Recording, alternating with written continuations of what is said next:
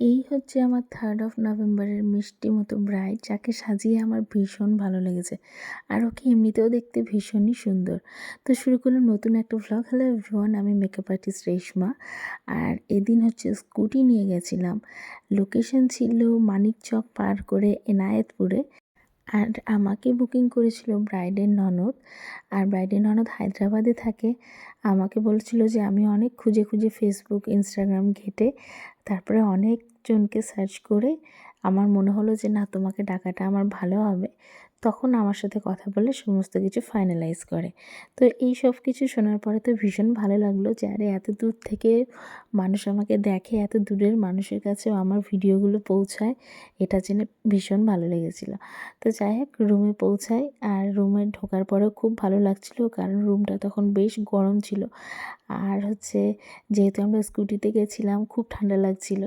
এখানে একটুখানি ওয়েট করার পরে আমাদেরকে চা দেয়। চা খাওয়ার পরে মুড, মাইন্ড সব কিছু ভীষণভাবে ফ্রেশ হয়ে যায় আর কাজের এনার্জি চলে আসে। ততক্ষণে ব্রাইডও তার আর কি খাওয়া দাওয়া করে চলে আসে আমাদের কাছে। আর ব্রাইড হচ্ছে ভিডিও নিতে বারণ করেছিল, মানে ফার্স্টের দিকে যে ভিডিওগুলো নিই বা মেকআপের ভিডিও সেগুলো। সে বলেছিল মেকআপ হওয়ার পরে জুয়েলারি, দেন বাকি যা যা থাকে সেই সমস্ত কিছু ভিডিও নিতে পারি। তো যেভাবে ব্রাইড বলে আমি সেটাই শোনার চেষ্টা করি।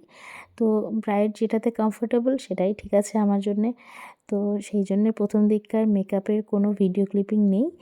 ব্রাইডের কমপ্লিট হওয়ার পরের এই যে জুয়েলারি পরানো ভিডিওগুলো দেখতে পাচ্ছ, আমার কাছে এগুলোই ভিডিও আছে।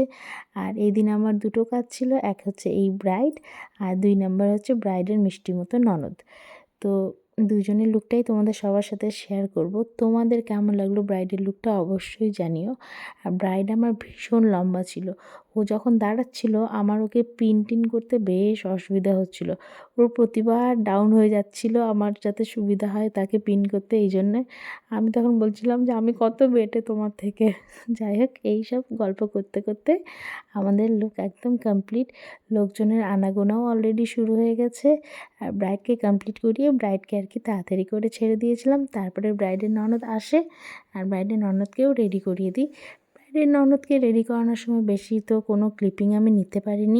আর ব্রাইড এবং তার ননদ দুজনেরই লেহেঙ্গাগুলো আমাকে ভীষণ ভালো লেগেছিলো। মোবাইলে অতটা বোঝা যাচ্ছে কি না আমি জানি না, কিন্তু সামনে থেকে দেখতে ভীষণ ভালো ছিল লেহেঙ্গাগুলো। আর এখানে এই যে এটা হলো ব্রাইডের সুইট মতো ননদ, যে আমাকে বুকিং করেছিল। এও দেখতে অনেক সুন্দর। তো এই হলো আজকে ছোট্ট একটা ভ্লগ। তোমাদের কেমন লাগলো অবশ্যই অবশ্যই জানিও। আর ভালো লাগলে ডেফিনেটলি তোমরা আমাকে বুক করতে পারো নিজেদের স্পেশাল দিনে। কাজ শেষে তো আমরা ভীষণ টায়ার্ড, তারপরে আর কি সেখান থেকে বেরোনোর পালা। এই দেখো ব্রাইড আমাদের কত লম্বা। এরপরে ব্রাইডকে সেখান থেকে টাটা বাই বাই বলে রওনা দিয়ে দিলাম বাড়ির উদ্দেশ্যে। বাড়ি ফিরতে ফিরতে আমাদের প্রায় বেজে গিয়েছিল 3টে। যারা যারা আমার সাথে কন্ট্যাক্ট করবে নিচে আমি স্ক্রিনে নাম্বার দিয়ে দিলাম, কন্ট্যাক্ট করে নিও। দেখা হচ্ছে তোমাদের সবার সাথে পরের ভ্লগে। By everyone.